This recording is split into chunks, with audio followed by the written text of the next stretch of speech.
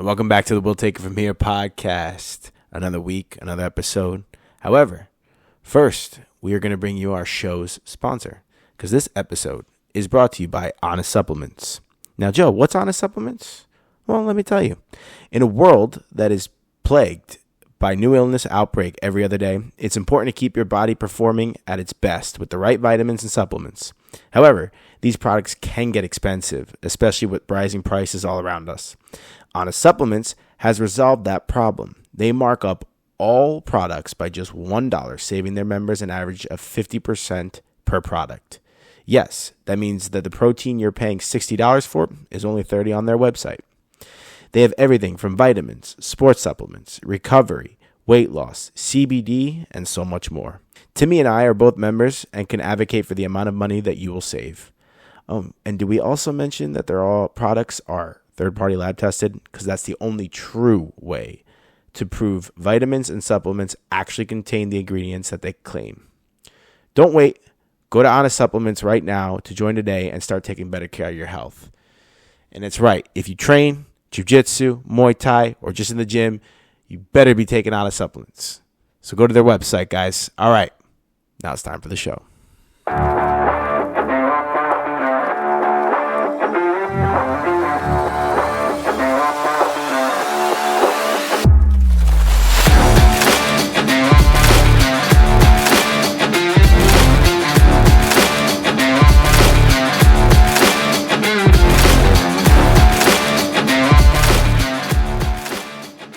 Welcome back, folks. We'll take it from here with Joe and Timmy. Episode 204.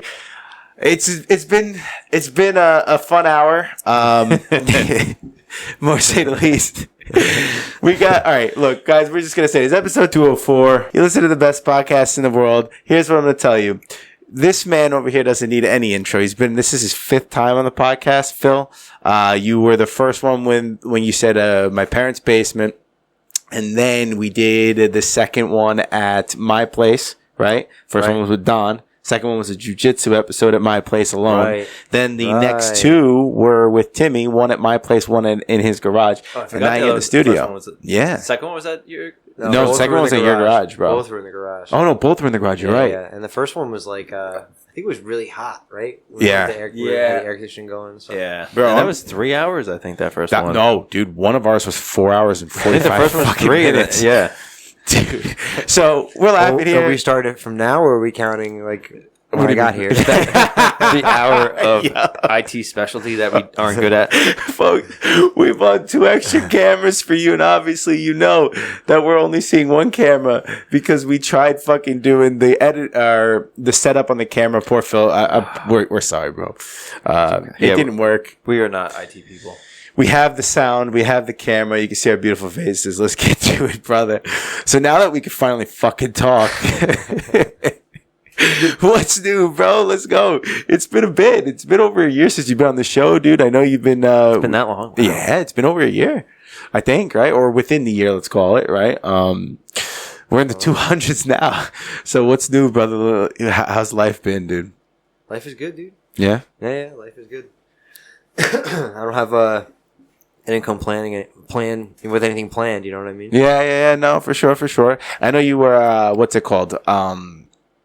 With the jiu-jitsu, you had coached some kids and they won, right? In the tournament recently. No, they got a tournament coming up.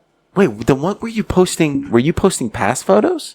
I don't know, man. Was I looking at a different Phil on Instagram, bro? I hope not. Yo, dude. I hope not, dude. Imposter Phil, dude. Now we have, there's Naga coming up, and I think like Jiu-Jitsu World League is also coming up, so there's some tournaments coming up. They're on the same day. Okay. Which kind of sucks. Yeah. You know, they take away from each other. Is Jiu-Jitsu World League, is that like a new version of Naga, or is it like a leaned out, ultra competitive kind of thing? Well, they're I think they're trying to go right at Naga. Like, I don't know for sure. Like, this is all speculation. But Naga runs tournaments at certain times of the year, and bang, Jiu-Jitsu World League now runs them at the same time. Most of the time, the same day. Okay. And they're aggressive about getting people to sign up. I know they've given big discounts at Pure before. People at Pure have gone and competed heavily there. Oh, it's the one in Trenton, right? Right. Yeah. And okay. we're doing Naga, but they're gonna have one the same exact day. Nice. Another one down there again. Fuck. So, but yeah, we did one. I don't know, a year or two ago. I can never remember how long ago anything was anymore. Everything seems like it was like not that long ago. But like, it's crazy.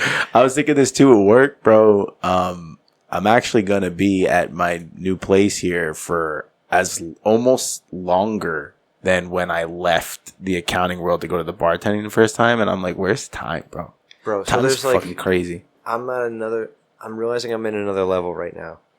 Like there are memes about things that are old, and the things that they're making fun of for being old No. are new to me. Like for instance, right? Like you can find a ton of I just saw a bunch of things on Instagram about how funny it is that we used to drive around looking at MapQuest printouts. Yeah. It's like, yo, but MapQuest printouts was like new technology to me. Yeah. I was, you know what I mean? Before Like, that, you had a hard physical book. we had a or- Hagstrom map, yeah. bro. We had a Hagstrom map. We used to drive around with Hagstrom maps in the back of all the survey vehicles, and just like one person would be driving around with a fucking map open like this. No, That's how but we dude- found jobs. Sometimes we would spend a ton of time looking for addresses like in the middle of fucking nowhere, you know? Really Dude. crazy. I remember one of those maps because my parents had it in the back of their car, in like the back I don't know, like the back seat had that little folder thing. I would pull that shit out, and I was like, "What the fuck am I looking at, dude?" I don't think it was ever used. Took me Never. a long time to throw those out finally, but Dude. like, you know, It's always good to have just in case your phone dies. yeah, I don't know, man. I won't know how to get anywhere. Yeah, I won't know how to get anywhere. Unless I'll have to pull over and like go to a gas station and just fucking find maps Yeah. right immediately.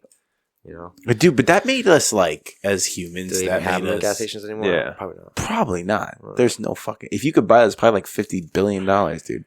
Yo, it made. $50 billion. I don't know, dude. This podcast is gonna be delirious. Like we're all Yeah, tired, dude, bro. bro. Like, we're- It's been at the end of the day, dude, when everyone got here, it was just a long day. I feel feeling it, man. Yeah. Feeling it right Fuck, dude. Hey, man. Yeah. This now. is Very gonna little of make this is a gonna one. make sense. Bro, no. All your podcasts are great though because they're very philosophical and there's a very deep conversations. This one might not be. So it's funny is every time we say it's philosophical, all I think is the fucking dad pun. Yeah. The philosophical. Oh. Dude, the last episode you started off hot, man. I remember you started talking about like you got deep into it was a really it was a great rant. Wasn't that though right after your father had heart surgery or something? Yeah. How's he Yeah. doing? All He's that good, man. Oh, awesome. Yeah, okay. yeah. He's going back to Florida this week. Good for him. Let's Fucking go. Good for him. golfs all the time. Hell yeah. Awesome. Dude. Living the dream. He's doing good, man. So, you know what I just realized? What? This episode's coming out on Thanksgiving. Yes. Yeah. So we're thankful. What are you Yeah. thankful Wait, for, bro? I wanted you to come on specifically for it to come out on Thanksgiving because how philosophical we get. So I think it's very appropriate. You know what? I'm gonna ask that. I just asked it. It's such a fucking cliche, and you have always been very grateful and expressed gratitude in a lot of areas in your life. Being on the show, right? Of what you've told us. So this year, I guess, is there anything different that you're grateful for? Is there anything different? No, I mean, no. I don't think so. I think I'm just maybe aware of like more things. You know what I mean? Like than I've been in the past. But yeah, no, I think gratitude's like a superpower, man. Like For sure. All right, we can go. We can jump right in. Let's All right, do it. All right, so there's a book. I think I might have brought it up before when we were on the podcast called The Tools. And Possibly. and it's really cool. It's written by a psychiatrist, and it's basically like 4 or 5 tools, very specific tools that you can use to combat very specific sources of like anxiety and stress and like psychological despair, right? Okay. Of different types, you know. And the one that is super useful and accessible to me is the one called The Grateful Flow. It is fucking awesome. It's so simple, and I should use it. I should use it way more, you know. I was just thinking how it's really funny that I don't follow my own advice. You know what I mean? Like I love this. The Grateful Flow. You know what I mean? But like I was talking to my mom last week, and I was just like just telling her how I was like, you know, just, I don't know, things have felt heavy lately. You know what I mean? Like I've been stressing out a little bit and, feeling anxiety more than I should let myself, you know? And like, I know that like, you know, I've been listening to the Bible, you know, every day for like the whole year, you know? I do this thing called, my mom does it too. It's called Daily Audio Bible, and they read portions of the Bible every day, and the idea is you start in January and you finish it at the end of the year. You do the whole Bible. There's a whole Bible in 365 and a half days, quarter days? Yeah. They finish it up in the last day. Yeah, they don't, yeah. Well, supposedly, I don't know. It's my first year through. But, so I've been doing that. And so I don't know, it's very, it's in my mind a lot that, like, you know, worrying and anxiety is a lack of faith in a lot of ways. You know what I mean? Like, it really, really just shows that you're not like trusting in God, right? And that's and you know, I'm not trying to. This is my inner dialogue to myself. So like, I don't ascribe to, like, you know, preaching to people and telling them how they should feel or they should consider this a sin or that a sin. But to me, the way I was thinking to myself was like, that's a sin. You know what I mean? You're fucking up. You're missing the mark. You know, like if you were really putting your money where your mouth is, you know, walking the walk, so to speak, then you would drop this shit, because all this shit is about, like, really, it's all about the cares of men, you know, like these are very earthly and material cares. You know what I mean? Like, and if you really, really believed it, you know, if it wasn't just a bunch of Instagram reels and fucking, you know, smoking weed in the garage, then you would fucking, you know, drop this shit, you know? And that's harsh, right? And I wouldn't speak to any of my friends like that, right? So that's not cool. But, you know, that's how I was thinking, and that's what I was kind of conveying to my mom. And she was like, it was a really cool conversation. She's like, nah, it's not a sin. She's like, that's not a sin. She's like, that's evil. She's like, you know, and it's like, you know, it was cool. It was a cool conversation, and it was deep. And she was like, you know, you're on the path. Like you're reading the Bible every day, right? And you're thinking about these things every day, and you're getting closer to God. And when you get closer to God, it's like the crabs in the bucket. Now I'm paraphrasing. This is my own take on what she said. And you're being pulled back in. This is like the material world grabbing at you. You know what I mean? And trying to cast doubt on your beliefs and like what you've come to learn and trust in and know. And you shouldn't, like, don't be so hard on yourself, but, you know, like it is that, you know? And I was like, dang, you know, and then we were talking about it, and I was like, you know, I can, and then she was like, well, what do you think you should do? And I was like, well, it's funny. As soon as she asked me, what do you think you should do? I started thinking about it like it was her problem. And I was like, I know exactly what you should do. You should do the Grateful Flow, right? Well, why don't I do that? Like, why don't I do, you idiot? You know what I mean? Yeah. Like, you fool. Like, what's the matter with you? Detach and do the Grateful Flow. And that's it. Like, and you're good. And it works so well. And all you have to do, is that your question? What's the Grateful Flow? Well, no. That was going to be my question. No. How would you classify Keep that? going. I'll say my stuff afterward. Okay. I keep going. So it's very, very simple. You just simply, you simply try to think of things that you're grateful for, right? And you can start with, like, I'm grateful for the, you know, hot water, and I'm grateful for heat, and I'm grateful for, you know, and you can start simple like that, and then you can also get very heavy, and you can start to be grateful for, like, you know, after I talked to my mom, I was very grateful for my mom, you know, and for, like, having that someone in my life that I could talk to like that. You know, I have a lot of people in my life like that, you know, but that conversation was really cool, you know? Mm-hmm. And I don't know, I have a whole different way like all week I've been thinking about it, and it's like, okay, well, you know, I can fight. Like, I know how to fight. So if you're saying I'm fighting evil, right, by dropping my anxiety, then, you know, like, detachment is my shield, right? Okay. And faith is my sword. It's not a fight. Like, I'm not putting my hands up to fight someone, I'm right? sorry. I'm so totally distracted by this ladybug. There's a ladybug in between us. He's just chilling back and forth going peace. Sorry, I got totally distracted by that. I was like, what's he laughing at this motherfucker? I'm like, really going deep here. You are. And then that thing just was just He's laughing at me. All right. Sorry. So faith is the sword, and detachment is the shield. I love that.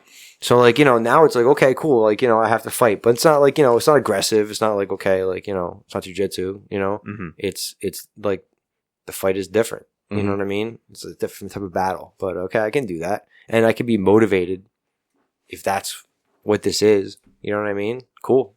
No problem. It's helpful. The one thing though that you're saying is it's wild that we're doing this episode this week, and I didn't even talk to you beforehand. And the biggest thing that you just said about how you keep constantly like you're talking to yourself like, yo, dude, if you really believe this, then jump full into it, right? Like you keep getting pulled back in, right? Into the doubt and fear. And I came to the same fucking realization. We spoke about this a little bit on last episode, but I came to even more because even after last episode, when we spoke last week, this week up until I would say Tuesday, I was at work getting pulled back in to focusing my energy on the negative of what was going on. And I literally, I was like, you are doing everything contrary to what you just spoke about on the podcast and what you have learned 3 years ago about the mind. You are doing everything in contrast. You're not following the advice you gave yourself. You're not following the advice you gave others. And I literally got to a point. I was like, I'm very sick of you. I was talking to myself. I was like, I'm sick of you. I'm sick of you doing this shit. Then I took, like you, I took a step back and I was like, dude, 3 years you've been open to this and 30 years you haven't. Yeah. That's why I'm getting pulled back in. I like the way you worded that too. Yeah, and that's why you're getting pulled back in. Because our predisposition based off of how we were raised, and this is not how you were raised versus how you were raised for how we were raised, it's just how society is raised, is to be always in doubt and in fear and in negativity. So when you're breaking out of that, your brain sort of wants to go back to it because it's comfortable, and it's your job, like you, to recognize the minute I made that thing and I did a little vent, right, to someone, the minute that I fucking was like, okay, let's actually jump in again, everything went well. And I was like, this is fucking, but like now it's up to us to actually fucking continue to do that. And it's hard. Yeah, Totally. Yeah.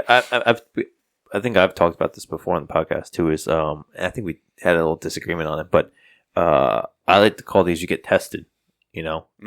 So every time, and it seems like every time you're really like making a stride is where it, like the setback or whatever you want to call it, you're tested on whatever the thing that you're like, oh dude, I'm feeling it. You ever go to jiu-jitsu one day, you're like, oh, I fucking felt great, and the next day you're like, you got your ass kicked. You're like, what the fuck, man? I just felt in the zone. It's like life's checking the ego, but like it's also testing your ability to keep moving forward, because when you're flowing and you're in that flow state and things are just hitting easy, it's easy to keep going.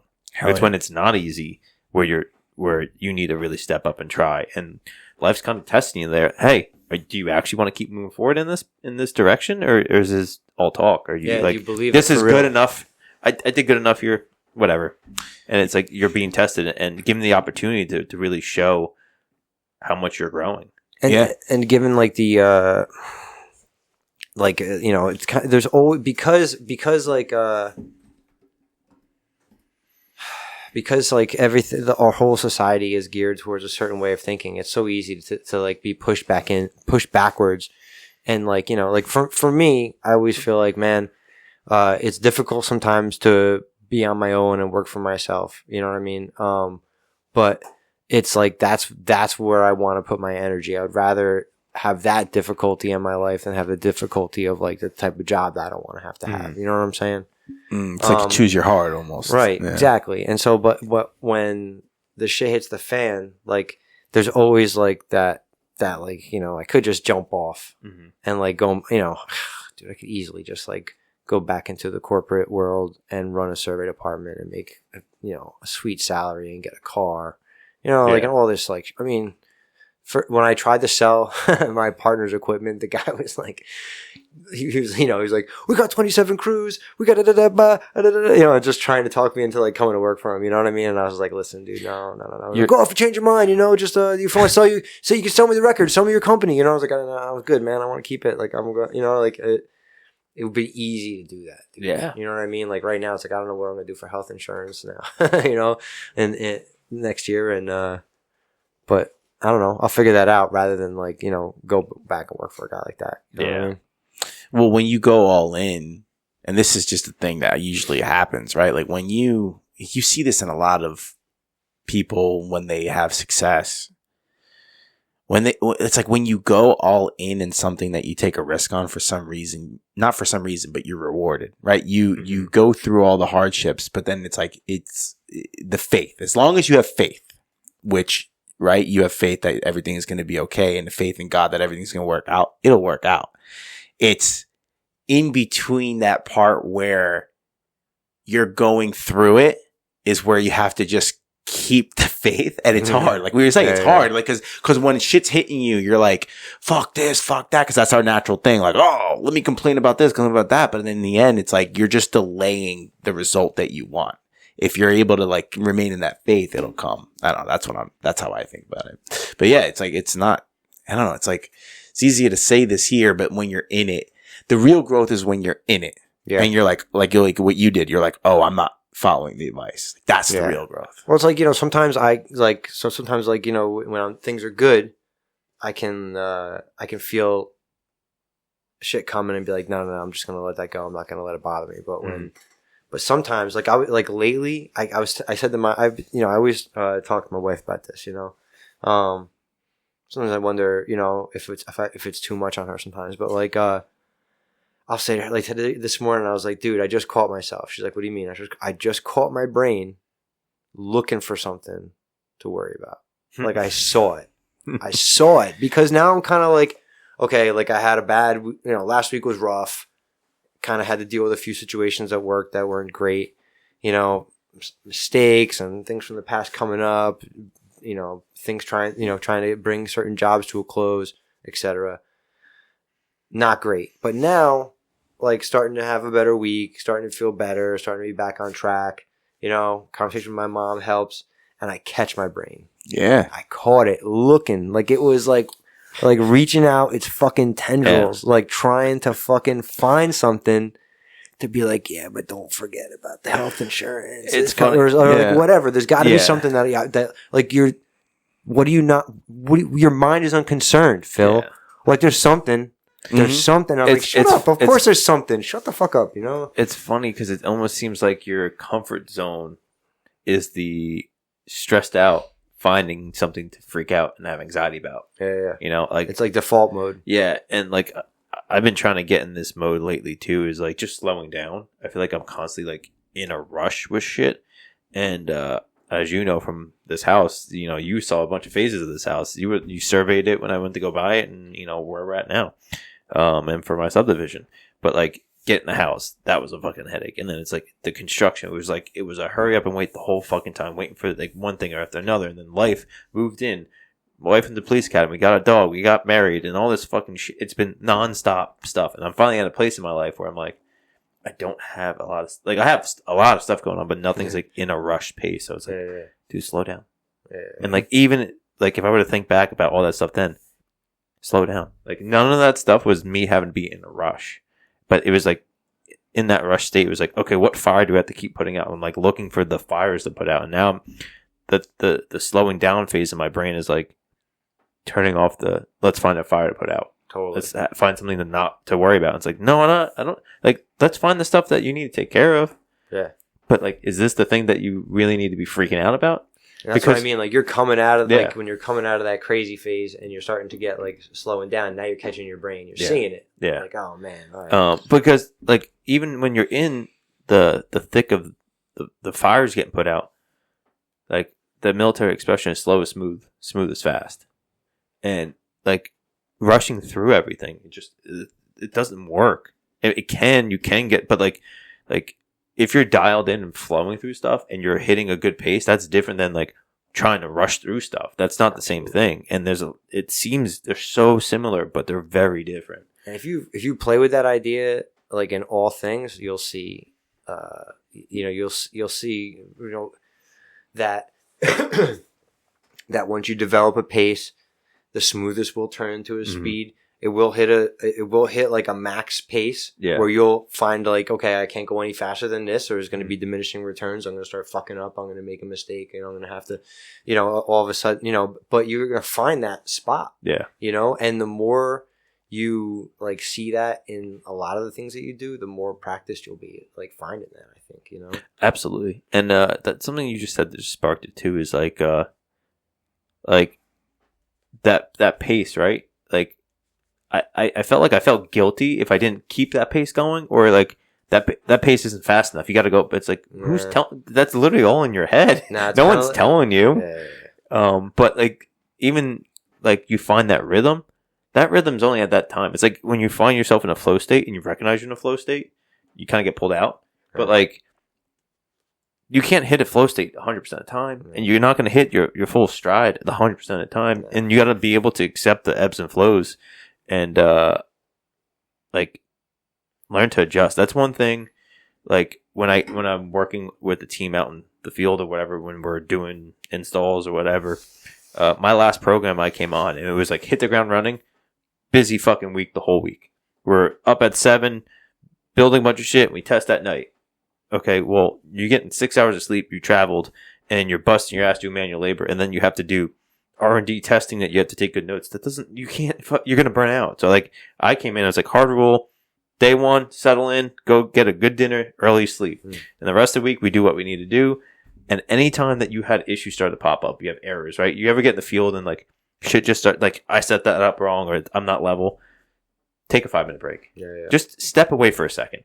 Because you start rushing and forcing it. And it's like, we were talking about before. Yeah. The forcing it, or just going with the flow. Go take a fucking 5-minute, even if it's a 2-minute break, just go walk away, take a lap back, come back to it. Find the time, like, okay, this is, life's telling me, slow down for a second. Let's gather our thoughts and come back. Do you know what's great about how you change the dynamic of day 1, get a dinner, relax instead of hitting the day? And this is I'm not shit talking to anyone that came before you, but it's funny how when you get brought up into some sort of system or way that of like, I don't know, teaching. Yeah. If you like it, you accept it from someone else. You're like, oh, this is how it should be. Mm-hmm. Everyone before you was like, no, this is how it needs to be. And you were like, nope, we're going to be more efficient and effective if by day 1 we do something different and it works. Yeah. So it's like, going back to your point that you said before, like when you're worrying, it's like, no, I'm telling myself I need to worry. No one else is. Yeah. It's really up to us to realize where we are telling ourselves that this is what it needs to be like, even if it's not that, even if it can be done differently. So it's like, I don't know. It's wise. It's a lot of people won't think that way. A lot of people won't make the change that you made because they think it needs to be this way. Well, the issue you run into with that, because I'm grateful that the team that I was working under, even though I butted heads with my old team lead, he was like, he gave me the autonomy to do whatever. Like, you're taking lead out there. I don't want to think about it. And plus, it was a different time zone, whatever. It's like, okay, cool. I was given the reins. That's not always the option. And I'm finding that in some aspects of life, of like some people just resisting the feedback and the information. Mm-hmm. And, and half the time you're like, is that me? Am I being a dick? Like, no, that person just is resistant to anyone's opinion. Yeah. That's fine. And then there's ways around it. But like, my thought process was, traveling sucks. I'm still recovering from coming back from last week. Like, not that I'm like hurting, but like, I'm just kind of groggy, and you're trying to do a lot of R&D and hands-on stuff. There's a lot of safety involved to what I used to do. And then when you're trying to take consistent data, that's like you can't, if you fuck it up, that just wasted the whole week. So if you're going to come in there, burn yourself out on day 1, then you ruined the whole week. And you're spending maybe $100,000 for that week of R&D testing for having 3 to 5 people out there, plus travel and all this shit, whatever the cost was. Say it was $10,000. It's still wasting money and time by the time I get back out there. So like, burn yourself day 1 doesn't, like, you can't do that. It's like you're training for a marathon. The first day you go run the marathon. It's like, have you been running consistently? No. Yeah, okay. Then don't start there, So it's like, it's that mentality of, oh, I need to do everything possible. It's like, no, let's be smart about it. Mm-hmm. Yeah. Not forcing it. Not forcing it. And that video that we were talking about with the force and the flow, right? That Timmy sent in our group chat. I remember the video. Was that someone's quote? No, it was the girl talking about how you can achieve everything through, like, you can go out there, force it into existence, you'll do it, but then also let it come in, like, take necessary actions, but it'll come through the faith. And she was saying that you can, and this was great, because when people start hearing things about how letting it flow and come to you, the first thing that they will say is, and this is just societal, right, is no, you have to take action. If you don't take action and you're not coming and playing, you're not doing, nothing's going to come. And it's like, okay, I understand where they're coming from. But what she was saying was you can definitely create by forcing, and then you can create by letting it flow. She was saying the reason why forcing wasn't good is because it perpetuates a constant state of fear. So even when you achieve it, you're scared of something going wrong, the negative happening if you don't keep forcing it. Whereas when we're talking about faith, like you were talking about in the beginning, it's knowing. It's that knowing. It's okay, I'm going to do X, Y, and Z. And I know because I have faith that if I do X, Y, and Z, this is going to come. And while I'm taking action, I'm not forcing the fucking peg in there. I'm just saying, okay, it's going to come. And then sooner or later it'll come. Yeah, but it's not, so it's more like, if I do what I'm supposed to do, what is meant to come will come. But it might not be what I'm looking for. That's what it is. That's what she's talking about. You know what I mean? Like the outcome, and this is like, you know, we can go, this is good stuff. Like that, you have to be like kind of like, okay, not immune. What is the word I'm looking for?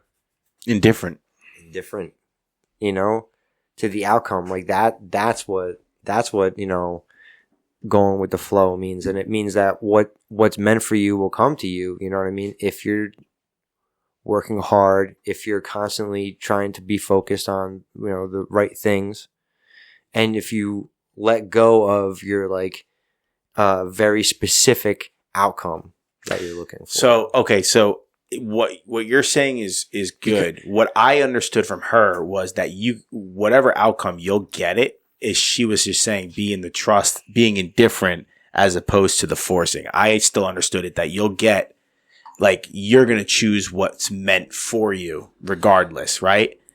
There's two different paths to go about it. Take path flow so you don't fucking stress the fuck out all the time. That's that's how I interpreted what she said.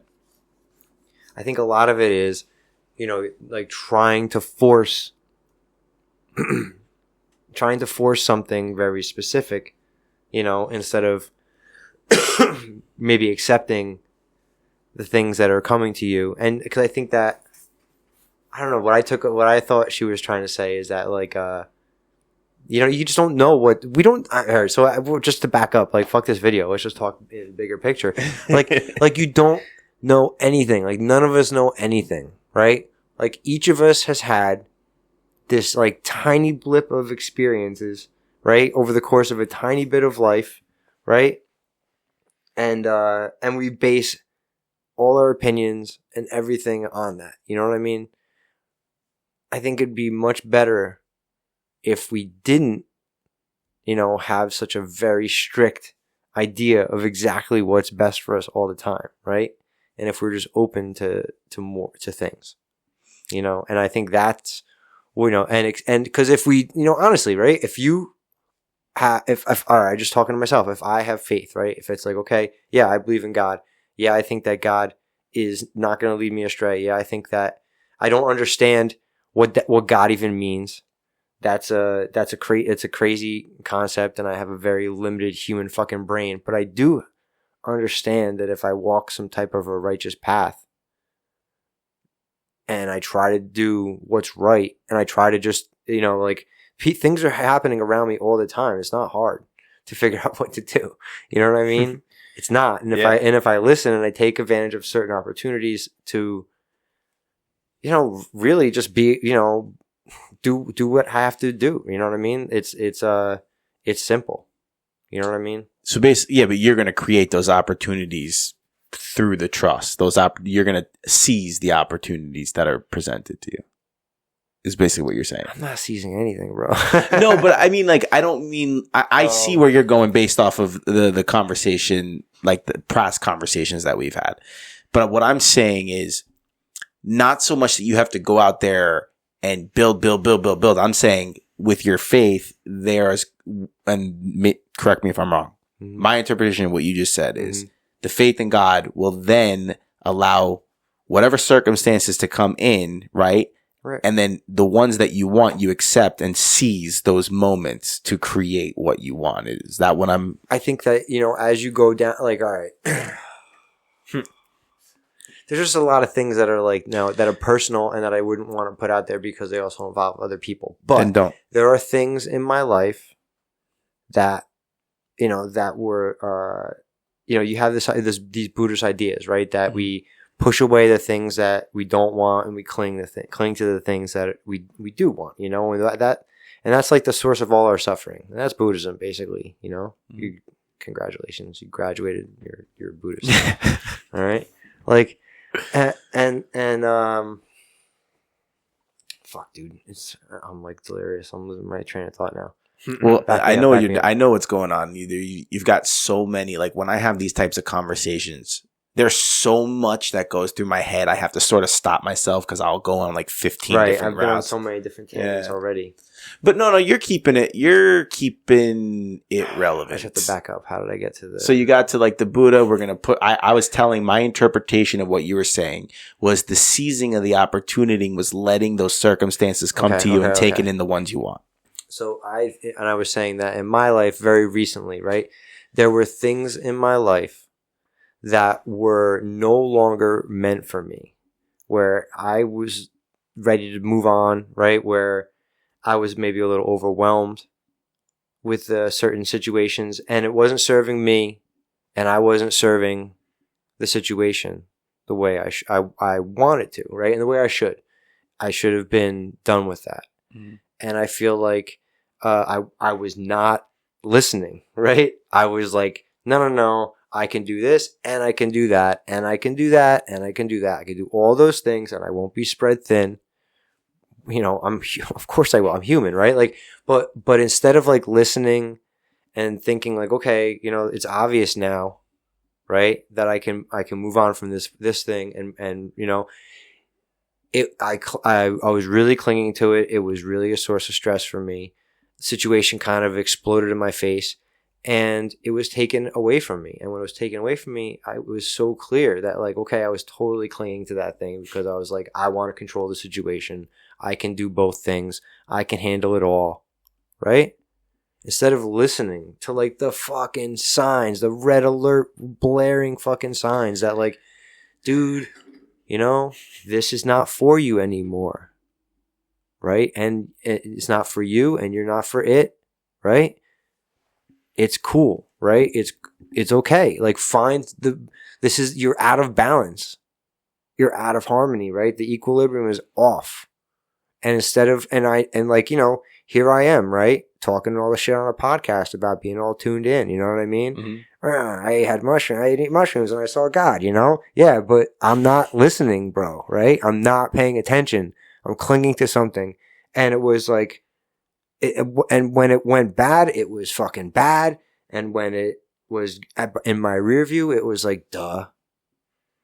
Well, they say hindsight's 20/20. They say that hindsight's 20/20. And it was like, whether I wanted it to be or not, it was taken from me anyway. It was taken out of my path, right? But it could have been a lot more graceful. Right? You were resisting the gift that was presented to you. Right. And I'm sorry about being vague, but like... That's fine. No. Listen, I'm sorry if you're not following. I'm following. Are you following? I'm following. Yeah. All right. It seemed clear to me. Okay. I'm following. Yeah. But, I mean, that's the struggle in life with everything. And the problem is, too, is like there's certain things in life, right? Going back to jiu-jitsu, it's always going to be that. Like, you're trying for that position. Sometimes you got to fucking fight and be a dog in it, but that doesn't mean that it's not the thing you're supposed to be doing. Like, and that's the tough part is knowing the difference. Like, are you forcing it or are you fighting for it? This is so good. I love the conversation. That's the struggle I always am down the path, right? Like, I came back this week exhausted from traveling long week to begin with, let alone traveling, and 3-hour time difference plus daylight savings plus dehydrated in the desert because I wasn't hydrating like I was supposed to. And then like I come home, and it's like I got all the shit I need to do. Okay, but your body's telling you need to fucking just chill. And I'm like, okay, I'm not good with chilling. What can I do to chill? And it's like trying to figure out like what in my life. Like I wanted to train, but I was too exhausted. I ended up training Tuesday. But it's like find the things that relax. And like I just came out and was wrestling with my dogs.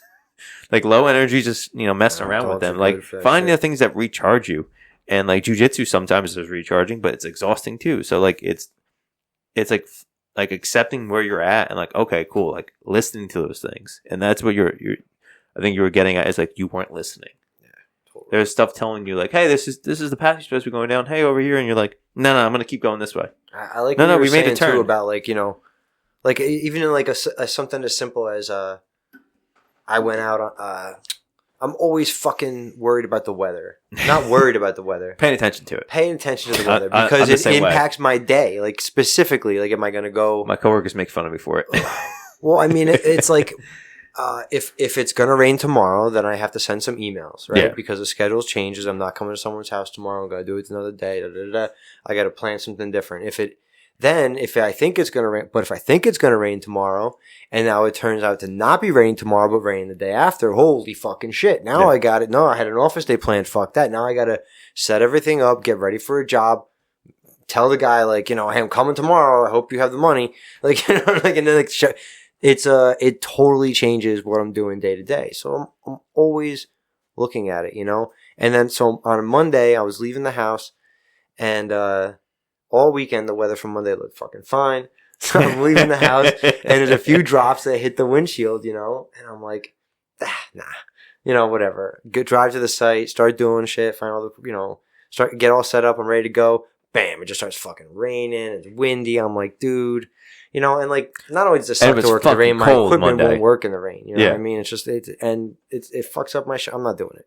So, wasted half a day. You know what I mean? Like, whatever. So then, but then I get all like fucking upset about it and everything. Yeah. You know what I mean? Like I'm all like, and then I'm like, but as I'm leaving the site, I'm like, should I have waited? Like maybe it'll stop raining in 10 minutes and I could like just keep going. And then I'm like the whole way home, instead of like listening to what I'm listening to or like, I'm like looking, I was like, all right, is it going to continue to rain? Because if it continues to rain, then I made a good decision to go home. But if it doesn't, then I'm a pussy, right? Yeah. And it's like, dude, why? It's so ridiculous. And then I'm a pussy, right? Well, because clients have this, really it, right? That's it. Those are the two options. The clients have a way of making you feel like a real bitch for not like working, not missing your kids, things at school or working on weekends and holidays or like working in the snow and rain. You know what I mean? Like, why don't you want to work on Sunday? Sunday evening, you know what I mean? Like, I don't understand what your problem is, Phil. Like people, I don't know why you have a life outside your job. So you get this fucking thing, this like dialogue in your head, you know what I mean? And you beat yourself up about it. But then, what was it today?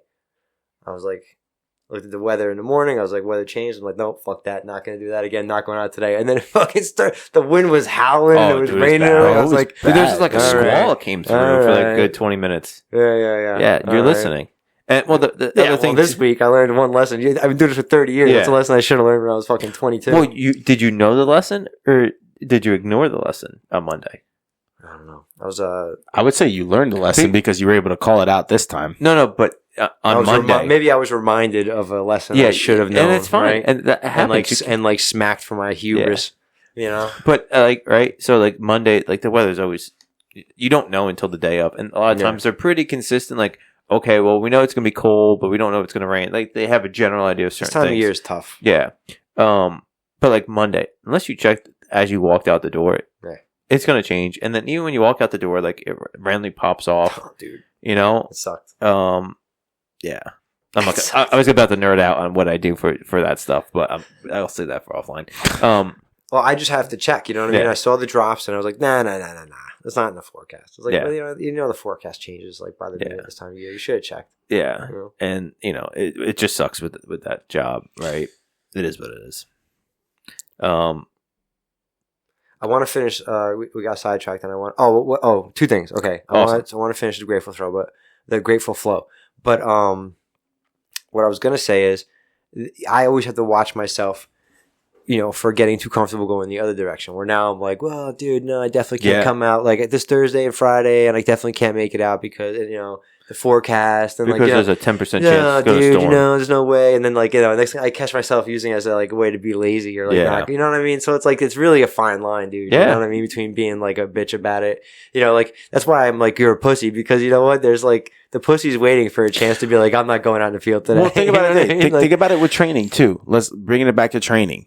Dude, there's so many times we all have done it. If you fucking trained, you have forced yourself to go to class. You have absolutely done it.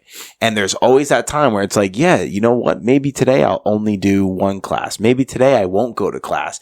Or maybe I'll just turn around right now. No one's going to know that I fucking turned around. Who cares except me? And then you're nope. You go to class. And then after you go to class, you're that was awesome. I'm so happy I went, right? But it's the same fucking thing. Your brain is always, and this is going back to what we were talking about in the beginning, the way we're raised is always that there needs to be something bitch-like or something to make it hard on yourself. And then you just go down that rabbit hole of, oh, I'm tired. Oh, I'm this. Oh, I don't want to. And I'm so guilty of this. You really just gotta you gotta fucking turn that off. You gotta tune it out. It's so hard though. You gotta tune it out. I don't know. I'm not telling you that. I'm talking to myself. Do you feel that way about training? Absolutely. Really? You have to drag yourself there? Yeah. Recently, look, I love it. I gotta tell you, my wife has been there'll be times where I'm oh, dude, I'm so tired. Especially right before I go to kids class, when I used to do it at Pure or even now. Oh, I'm fucking tired, today was, I'll be today kicked my ass is what I always say, surveys kick my ass. And she'll be oh, why don't you, maybe you could take off, get somebody else to teach a class. I'm no, this is the good part. This is what, I waited all day to go do this part. You know what I mean? That's awesome. There's no way. I don't know. And I feel that's one of the reasons why, I feel I've been consistent, for all this time. My, everyone I feel has oh, I like to do CrossFit, or I like to do, Orange Theory, or I like to do spin class, or there's all these things, but I don't know, I don't feel anyone really likes them. Well, no, so but I just and I guess it comes from you can't not go if you're teaching kids class. You can't not go if your son wants to train or if your brother wants to train. Yeah. So I go whether I feel I'm gonna win today and I feel great, or whether I feel I'll just drag myself out of bed, and I just don't even I don't know, man. Look, I don't know where my trying to I drag my feet comes from. I don't know where it comes from, because I love jiu-jitsu. Yeah, dude. I love Muay Thai and I love Pure. I love being with you guys, right? Just everyone there. And going back to last week's conversation between you and I, what I'm starting to realize is, because I'll come home from work, right? Yep. I'll go to the gym, right? And at the gym, I'll be fuck, now I gotta go to jiu-jitsu and then Muay Thai afterward. And but just drop all that other stuff. Go to jiu-jitsu. No, but hold on. So while I'm at the gym, I'm thinking the whole time about how I have to go to that. Then when I go to jiu-jitsu, I'm thinking, all right, now I gotta go, but after jiu-jitsu, I gotta go to Muay Thai. And then I'll stop myself and I'll be dude, you were just at the gym. You barely paid attention at the gym. Now you're not even in jiu-jitsu yet, and you're already worrying about Muay Thai. Going back to the worrying thing, it's brother, how about just have some fun? Yeah. Recently, this week, I've been having a lot of fun in class. I've been having so much fun at jiu-jitsu because I'm let's just focus on class. Let's focus on each roll. And then when I go to Muay Thai, I'll focus on each drill in Muay Thai. And it makes it fun. When you stop worrying, it makes it fun. It's so weird. Yeah. I don't know where, I don't know. I don't know where it comes from. I don't know. Yeah. Well, you're being in the moment. Yeah. I mean, it's so easy to say to do it, but it's really hard to do it. Especially when you've been training for so long where it's easy to not be fully engulfed with what's going on. When you first start, it's, I have no clue what I'm doing, so I have to be diligent and you're on edge, where then you become comfortable with the chaos of what's going on. You're okay, yeah, whatever. Lolly, lolly, law, what's going on? Oh, look at that. There's a ladybug. So to get re-engaged to it too is that's where the discipline comes in. Yeah. But it's like I think what you're getting at is like reminding while you're there. Like, go have fun and enjoy Have fun. Yeah, enjoy Bro, it. have That's why fun. we're doing it. I've been having so much fun. Yesterday, I had so much fun in every fucking row. On Tuesday, I had so much fun. Yeah. And I'm like, all right, this is why I love it. Like, I know I love it. So stop bitching about having to go because you're tired. Who gives a fuck? All right, you just did a workout. Who gives a fuck? Now you're going to do Go another have workout. fun. I like that. Like, just go have fun. Yeah. A lot of workouts in a row. Yeah, it is. And sometimes I will admit, sometimes I'm not hitting triples every day. Like every time I train, like there'll be times where I prep to go to Muay Thai and I leave after shit. Like I've listened to my body. Yeah. I mean, that's always the toughest part. But like, I think you asked, like, do I feel that way?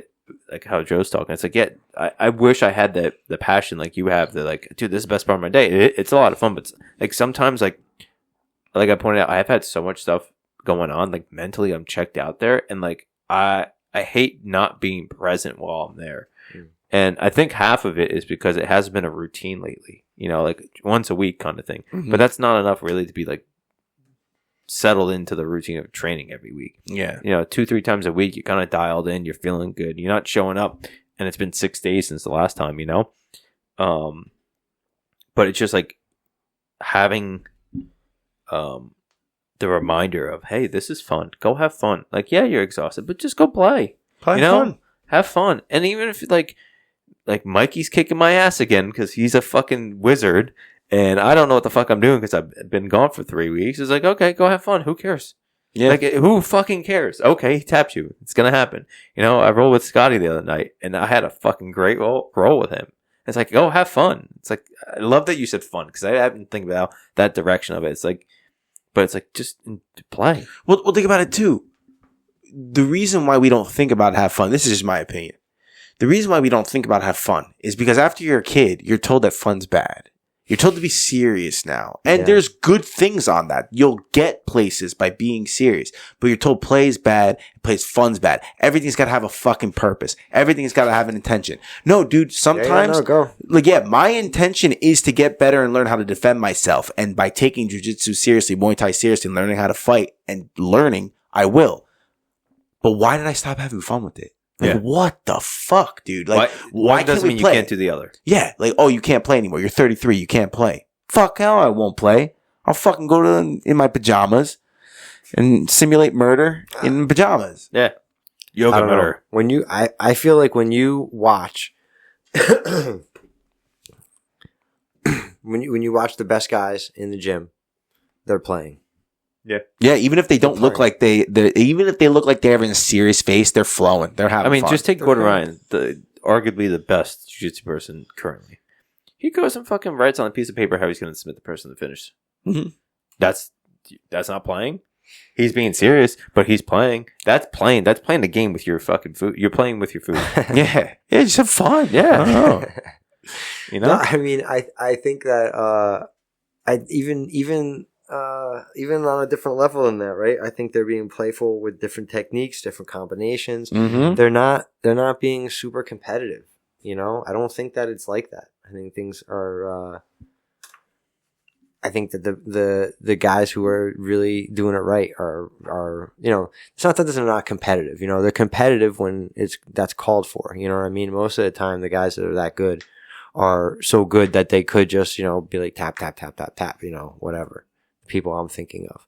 But when you watch them, they're experimenting, they're looking for different things. I was about to say that. Right. They're playing, man. They're playing. And like that's what we should all be trying to do. Yeah. That's really what we should all be trying to do. You'll learn how to defend yourself by playing. You'll keep yourself from being injured by being more playful. When you get people who get injured from inverting, they get injured because they're trying to like drive their hips up and they're putting all this pressure on their back. But if you were more pliable and playful in a position and rolled through things, you wouldn't put that tension on your back and your spine. You know what I mean? You could roll right through things. And that's just one example of so many, you don't have to, I don't know. But so on the playing though is like, playing doesn't have to be the same thing for everyone. No. Like you being a silly goose rolling and like just not fucking around, but you're just doing goofy things. That's first kind of funky, kind of jujitsu. Cool. Yeah. That's you. But for the other person playing, could be like, I'm going to go hit an armbar and only an armbar this whole fucking night rolling. It's like that could be playing. That's like the ultimate form of clinging to an outcome. But it's like, I'm going to set up, I don't care what position is, I'm going to try to. Least philosophical jiu-jitsu. Well, no, yes and no. Like, if you're like, my armbar is bad, and I always just go to the fucking Kimura, because that's what I did as a blue belt. I just went to Kimura. Yeah. Okay. Well, you're really bad at that. Okay, you got the person's back. Okay, you can transition to an armbar from there. Right. It's not forcing it. Figure out how to make it work, And like, but you're playing through those positions, experimenting. Right. So, but my main point is though, is like playing for you is not playing for me or Joe, and like it does, like you being silly could be my way's on playing, bro. Yeah. Right. So yeah, taking the conversation away from jiu-jitsu, but keeping it sort of on this philosophical topic. This came up just now while we were talking. In your opinion, what's the purpose of life? Dude, I've been thinking a lot about this lately. I don't know. It's such a loaded question. So if you don't have a direct answer, don't worry. This question literally came up as you were talking about. This is the age-old question. So it is. No it answer. Is. But it's like, and there's no answer. But I want to know for you. Your opinion. I don't think I know what the purpose of life is. How about this for you, though? But I think that what life is like God experiencing the universe, like through us, right? Like we're each getting a ray of sunlight, right? If God was the sun, and we're each getting like an individual sunbeam, right? Directly into our head or wherever it comes in, And so like none of us is God, but all of us, God is in all of us. You know what I mean? None of us alone is God. It's almost like we're a character in a Shakespeare novel. We're not Shakespeare, but Shakespeare's in us, right? Like, and that's what we are. We're, God, I think, right? The all, okay? The I am. The all, right? The all is in the all, and the all is in all, right?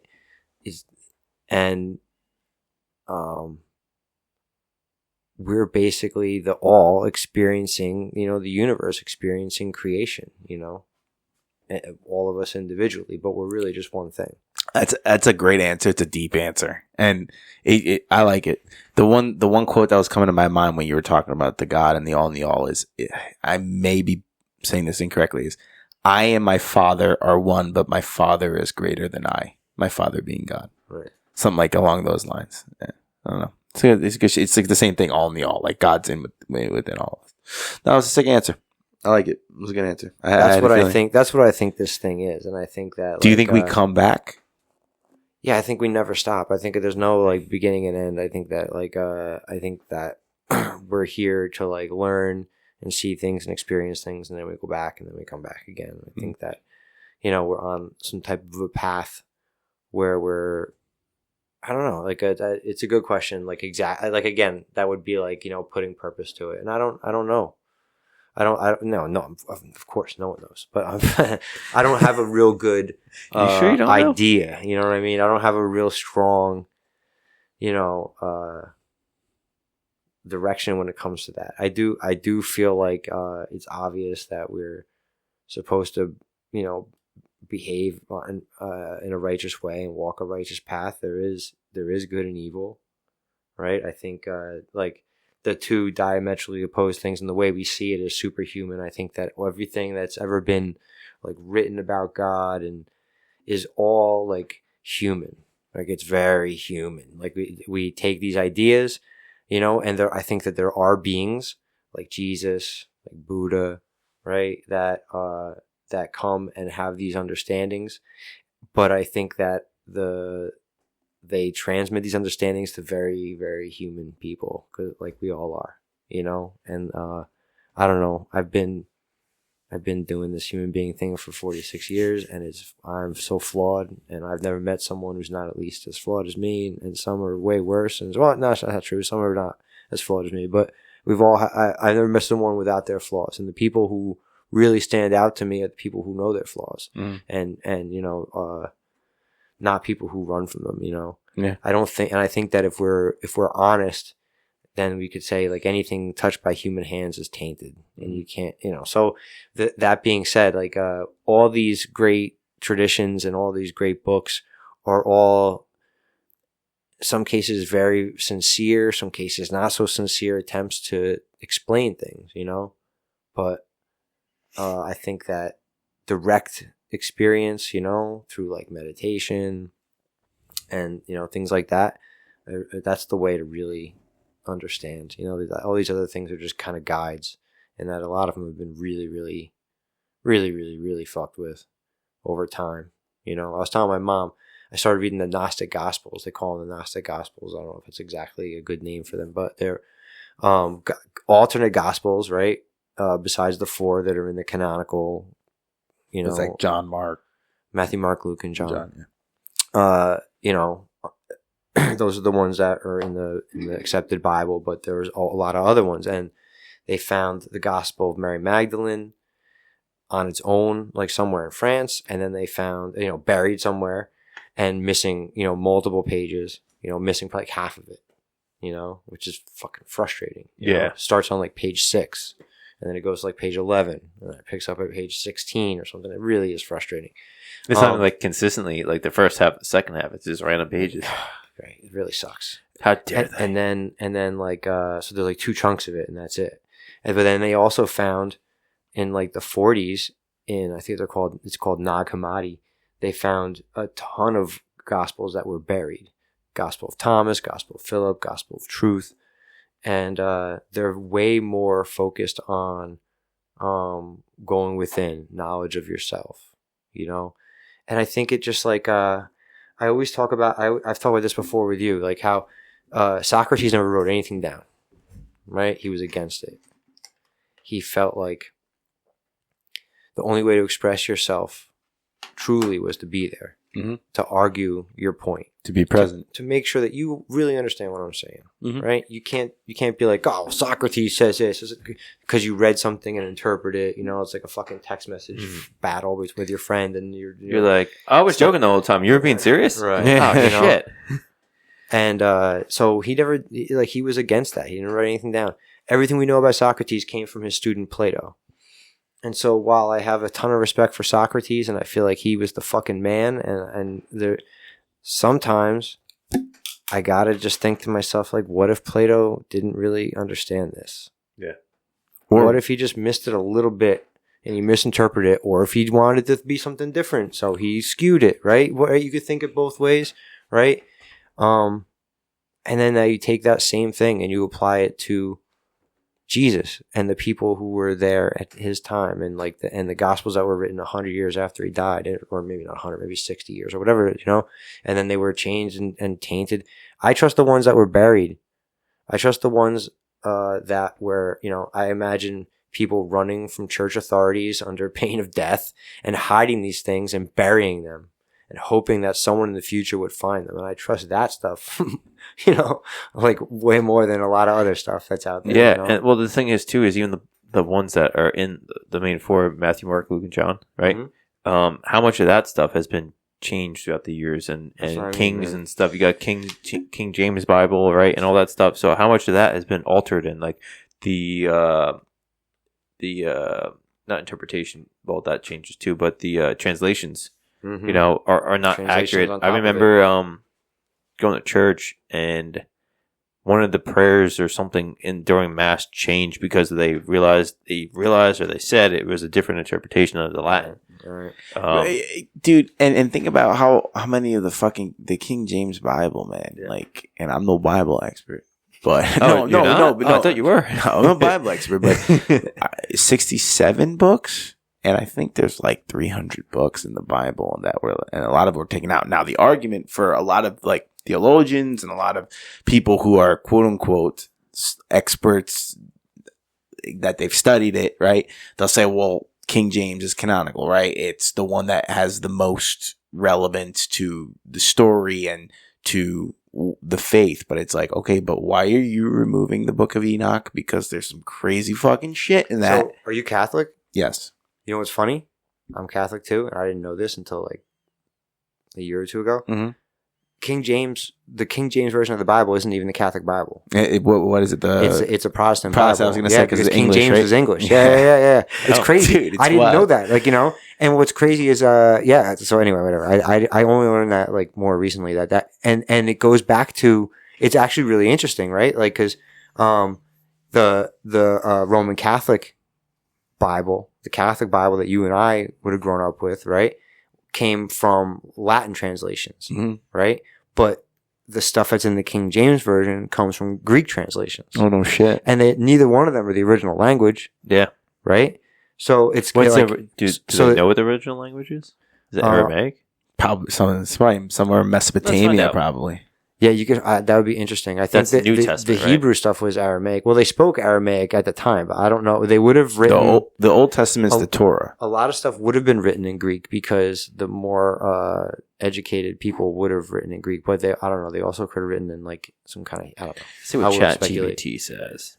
You know what this is. But it went from those, it's been translated multiple times. The Gospel of Mary was in some weird like Coptic language or something. How do you say that? Koine Greek? Koine Greek, yeah. Koine. Koine Greek, I think. Yeah. But here's another thing too. God. All right, I'm gonna say my first point. My first point, and this is my opinion, based off of what I'm starting to understand about how life could be, like the secrets of life. My opinion is not to be confused with the book. Yeah, to that Jesus was showing us what we're capable of. Because, like you say, God is within all of us, right? Dude. So we're not, yes, I get that we're not the source, but if the source is in us, we have the powers of the source, God. Yeah. And I think that's what Jesus was doing. And my crazy mind goes to the point where you have control for the powers that be, right? And the powers that be were like, well, maybe if we make it look like something that you have to only worship, right. And you have to come to the church. You have to come here, whereas opposed to like, don't think that you're part God. Don't think you have any powers. You're powerless, and that will make it easier for us to control you. That's what I'm thinking. Now, another 100% thing you just said too about how the Bible is like the Mary Magdalene was translated in some. What if all of these major religions and civilizations back then are all talking about the same thing? They are, dude. And then different cultures and different sects were like, no, my way is better. No, my way is better. Let's interpret it this way. Let's interpret it that way. Like, you know, like, it's crazy. If you're Jesus, okay? If you're Jesus and you're raised, like, we know a little bit about, we know nothing, but we are taught a little bit about Jesus when he was young, and then there's a whole gap where there's nothing. And then and then he comes back and he has his, the main event. What's that? So there's a lot of speculation that during that time he traveled around the world. He went maybe perhaps to Egypt, perhaps to India, right? Perhaps to like Tibet, like all these different places, and like learn from these spiritual teachers. Some people claim that they have records of someone with his name and likeness that went to these places. Like, there's a whole lot of research on it. You could look into it. So let's imagine this happened, okay? And then he comes back. He comes back to Galilee. He comes back to Nazareth, right? He comes back to the region where he was born, and he starts spouting off some crazy shit he learned in India. They killed him, bro. Like, they killed him. Well, like, you know what I'm saying? Like, he came back and he said, the kingdom of heaven is within you. He started fights with the Pharisees. He went to the church. He went to the educated theologians. He went to the people who read the Torah. He read to the, and those are the people who he had a problem with. Not like, he didn't have a problem with prostitutes. He didn't have a problem with tax collectors. He didn't have a problem with sinners. He had a problem with the ones who were leading everyone astray. The ones who were, who held the keys to the kingdom of heaven, preventing other people from going in, but not going in themselves either. Those are almost his exact words, you know? And he said, the kingdom of heaven is within you. And that's definitely... When they asked him, who among us is the, you know, when the apostle said, who among us is first? And he said, he who is last shall be first. Right? It's the same thing that they talk about in Bhakti Yoga, that you would be the servant. The servant of the servant is the highest you could be, right? Jesus washed their feet at the Last Supper, you know? And when Peter said, you won't wash my feet, he said, then you can't be with me. You have to go, you know? And Peter said, then wash my whole body. You know what I mean? Like he doesn't fuck around with that. It's very obvious, man. Like, you know, his problem is with authority. Yeah, well, and with those who tell you what to think and what to do. And they might even know that what they should be doing, but they're not doing it, and they're keeping you from doing it. No, you know? I think where I was going, that was great what you said. What I was thinking was the authorities figures of today definitely know, and they will never tell us. They're because the Pharisees, bro. They're the modern day Pharisees. Because then how do you, if you know that all the power is within you, right? Hell, man, there's fucking records of people healing themselves through the mind, through God, right? That's God, through the mind. What use are they to us if we know our power? Yeah. That's where I think it's like the fact, I think it's like, I do truly believe, like you, there is a God. My interpretation is that Jesus was the God in human form teaching us. And I think he was the purest in the way where he was able to use the mind with little to no, what's it called? Blocks. Little to no doubt, right? And actually turned, like, I truly believe he turned the water to wine. I don't think that was a metaphor. Mm-hmm. I think he used Do you know where that happened? Canaan? Southern Lebanon. Really? Such a bit sick. Yeah. I Sorry. thought I said this last week. No. Yeah, it wasn't Canaan. Maybe it was. I don't know. Yeah, but I mean, that was a city. So yeah. I don't know. I didn't know. Anyway, sorry. Couldn't find that on the map. Bro, and yo, I'm starting to go down other this is for fun, dude. I have no idea if... I'm sorry, we gotta be serious here? Were we talking about not having fun? No, dude. But I'm starting to go down a different rabbit hole. And this was I found this by pure chance. And I will be honest with you. I have a chance or the algorithm? Probably the algorithm. But I don't know how the fuck I got there. I don't know. So I think really want to know what he's talking about. I think it's chance. I think it's both. Dude, I don't know whether to believe this or not. And so I'm staying. It's possible. It's not possible. The Anunnaki. Mm-hmm. That shit. Because when you start hearing that shit about like the Anunnaki, that completely challenges the whole understanding of where we came from. And it's like... So can you refresh my memory about the Anunnaki? I should know this. Okay, so the Anunnaki, and I didn't hear this from Rogan. Right? I know Rogan talks about it, but this is something like I watch these videos. No, dude, these videos, dude, I'm well aware this dude could have been high as fuck just saying, let me make a cool story. But at the same time, could be true. No, nothing wrong with that. But here's the thing. It's only if he's not really making sense or he's making shit up. The Anunnaki, so essentially the idea is this. There is the God. The God is the source. There are heavenly and angelic and heavenly aren't the word. Celestial figures. Okay. Those are like the like think of your Gandalfs, but like God. We talk about this with Sean. We didn't get this far into it. No, we did. But We did. he was talking about the levels of beings. Yes. Okay. So there's celestial, but then there's God. There's like God is like the light, the source, everything that created, basically like being within us.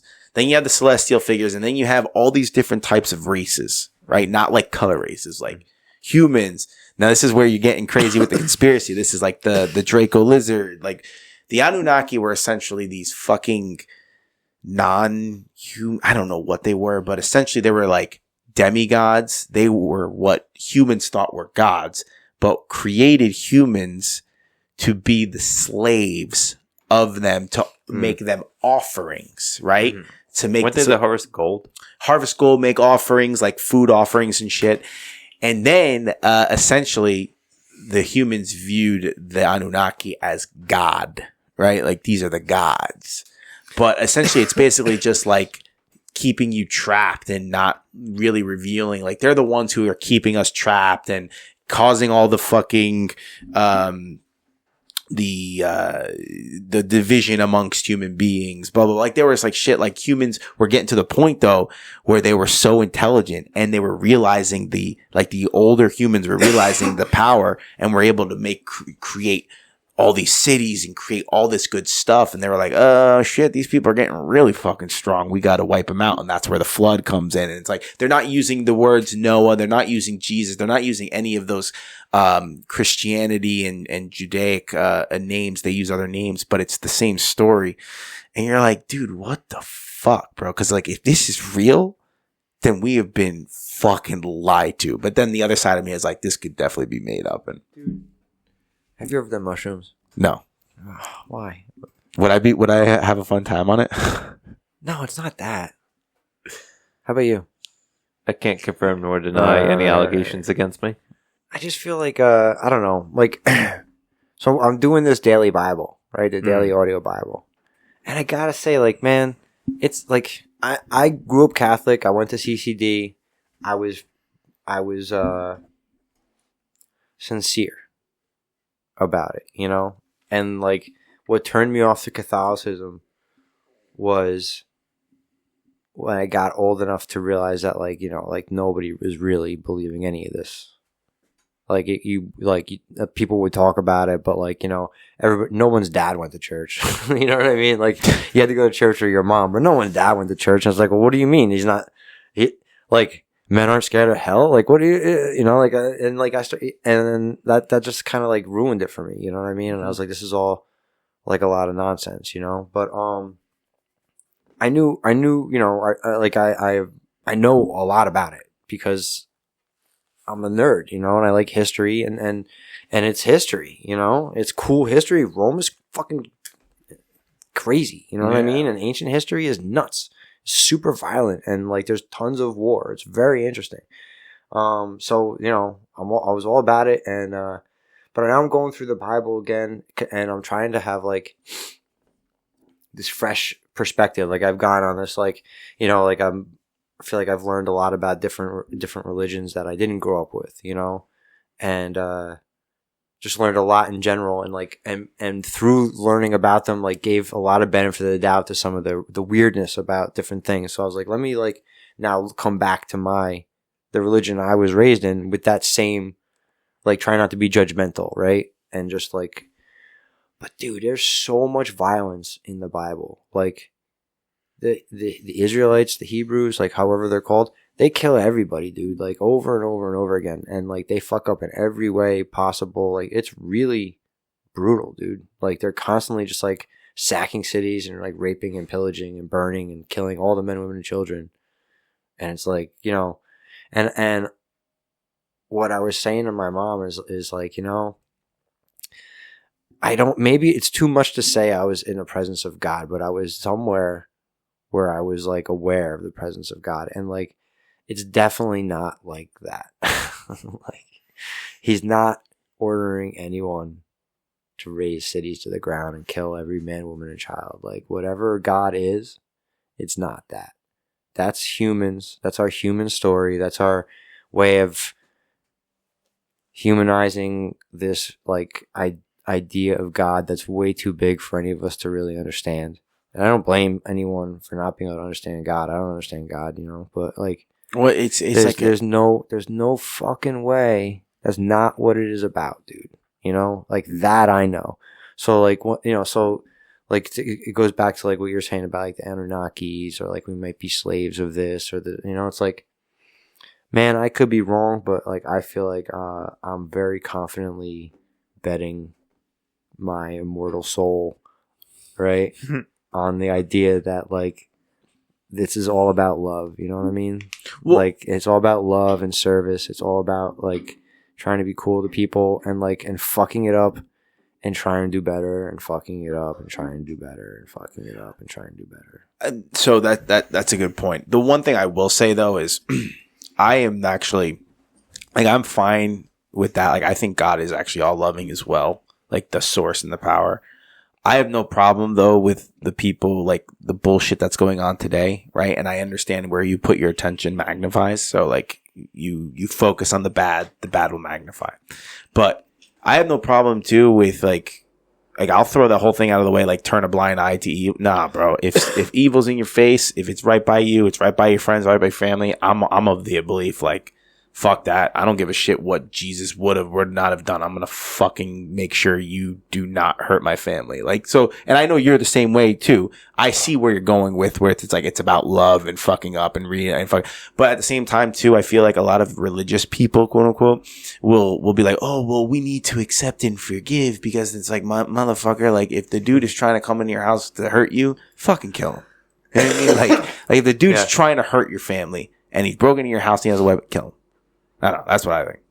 That's my only caveat, but I like what you said.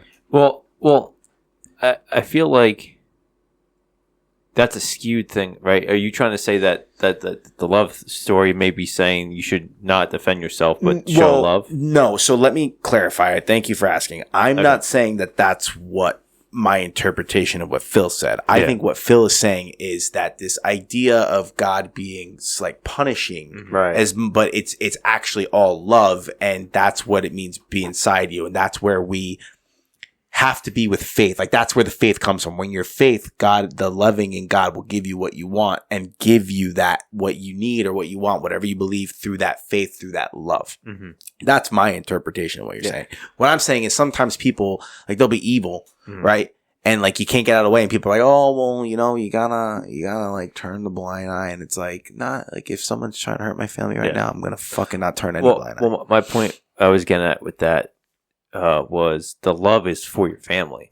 Mm-hmm. You know, like if you don't protect the love for your family, right? Protect them from someone doing evil to them. You're not honoring that love. Mm-hmm. You know, that's like. If someone comes to attack your family and you stand there and do nothing, it's your obligation as the man, as the protector of the family, gender roles. But like, you know, mom with their kid and a dog comes up and you're like, it's your instinct and your job as a parent to protect your kids, right? Mm-hmm. If you're not doing that, you're not doing the love, you know? So so it may not be loving to hurt something, but that something's coming to attack you. The love is to protect yourself. That's love. So, like, you know, hurting someone isn't necessarily not doing the love direction. I see where you're coming from. Yeah, it's all circumstantial. The point I was trying to make more than anything else, but we could talk about that more because that's really interesting, and I don't know where we intersect on that. But like, and by the way, I before I let you go, like I was about to ask you to. What I said and what he said, what do you think? Because I didn't mean to just like step over what you said. What I was saying is like there's so many things in the Bible, right? And even Jesus like said to the Pharisees, like, you know, you're missing the point. You're missing the point of a lot of what is in here.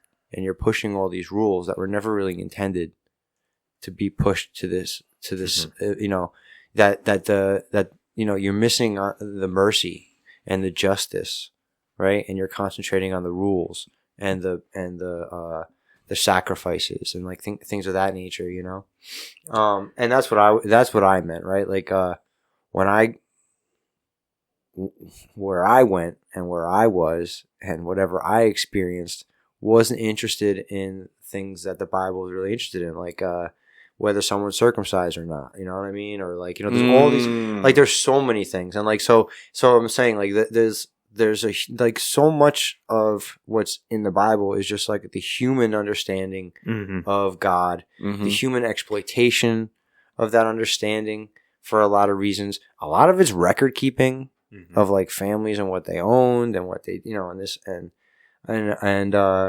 some of it is stories, you know, but I don't think all of it, like I'm not trying to be cynical and saying that all, like there's a lot of wisdom in the Bible, you know. But right next to a lot of the wisdom, like sometimes the next line, you know, from like some of the most inspiring things is a line of like, you know, vengeance or retribution or violence or rape or, you know what I mean? Like really like some stuff that's like really rough, you know, and people will really, really try to explain why that's in there, and like, and it's okay, that's fine, man. But like, I consider that like a lot of these other things, like it's just humans. It's humans. It just oozes humanity. Like it's a story. Mm-hmm. Like humans make stories, right? Like God doesn't make a story. Like time, God doesn't live within the bounds of time. Like, look, like what are we talking about? Like this is a human thing. This is our attempt,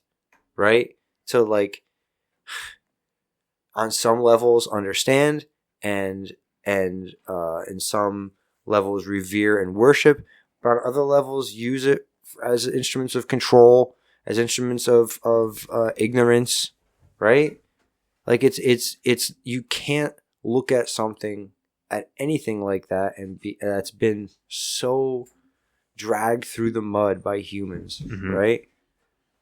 The Council of Nicaea was like bishops and like politicians like voting on what was in and what was out. And what is the difference from them to our politicians today, right? I don't think there's anything. There isn't. So like just imagine if our Congress and well, back then it wasn't pedophilia, it was just what people did. They're just normal. It's Tuesday. But like just imagine like our political class deciding what's in the Bible. Which is essentially that's what's happening. Is our school system. It's the same fucking thing. Yeah, well, our society is crumbling. That's a different conversation. But essentially that's what it's the same thing. But they weren't superhumans. They weren't anything special, man. Yeah. They were regular people. Yeah. They were regular people right from the start. Like, all right, like unpopular opinion because everyone loves St. Paul. But St. Paul was a Pharisee who persecuted Christians. You know what I mean? Like he was a Jewish Pharisee, and then like he flipped, and he believes in Jesus. He says to everyone that Jesus came to him and gave him this message, and then he writes like the next fucking like 12 books of the New Testament, and like we all like listen to him, and it's like, bro, like what are we like? I don't know. Like, again, people might be mad that I'm saying something like this, but I feel like he's just a fucking. If you're he's just a Pharisee. He's a Pharisee. Like, and he just he saw which way the wind was blowing, and he decided that he would give up all the religious stuff he grew up with and jump ship. He's leaving the Democrats. He's going to the Republicans. He's switching. He's going somewhere else, right? He's marrying into a different family. He's changing religions. This happens all the time, man. You know what I mean? This is not, and now he's writing letters and books and telling people what to do and how to do it. And a lot of it is like super critical and super, I don't know. And they say it's his personal, a lot of it's his personal letters. So you shouldn't be hard, you shouldn't be mad that he was critical because it's kind of the way he feels personally. But still, I mean, dude, it's like, who is this guy? Yeah. This is a human being. He's a human being. He's not Jesus. He's not even one of the apostles. He says he's one of the apostles because he said he had a vision and Jesus said, you're an apostle now. Wow, that's great. Sounds like the Book of Mormon. That's cool, dude. Right? Like, oh, you're an apostle. And now he wrote, so it's the New Testament is Matthew, Mark, Luke, and John. And then it's Acts, right? Which Acts of the Apostles, they think was written by Luke or the same person who wrote Luke, right? Probably. But then it's Paul.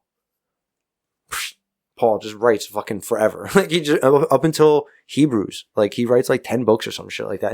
They're not books, they're his letters, it's his letters all around town telling him, you should do this, you should do that, and shit like that. I'm assuming you listened to this part of this year. So my question with that section, do you think there is validity in some of the teachings in there? The lessons, I think there is, whatever? because he's a spiritual guy. And so he is thinking and writing spiritually, and there's certain things in there that are really cool. Like a lot of people like to put this one section in their wedding.